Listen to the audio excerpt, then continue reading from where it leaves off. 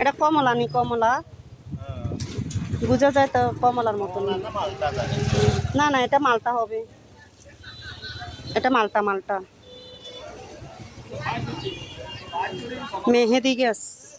খুব সুন্দর এগুলো বিক্রি হয় আর কি এখানে আরেকটা কোনটা নিব এটাই চিন্তা করি ফুল পাইতেছি না তবে মালটা গাছটা দেখে বেশি পছন্দ হয়েছে কিছু কিছু গাছ নিয়ে যাব রোপণ করার জন্য এখানে একটা ফুল গাছ আছে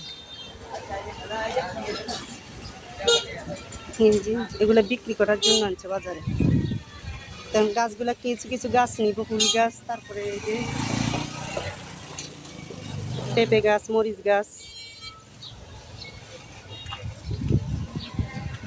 এটা হচ্ছে সাগর কলা গাছ এগুলা চারা নিয়ে রোপণ করে বাড়িতে আর এগুলা হচ্ছে ফুল গাছ এটা সজনা পাতা গাছ একটা একটা করে সবগুলোই নিব আর একটু ভিডিও করি আপনাদের কাছে যদি ভালো লাগে অবশ্যই লাইক কমেন্ট করে শেয়ার করে দিবেন সবাই পাশে থাকবেন ধন্যবাদ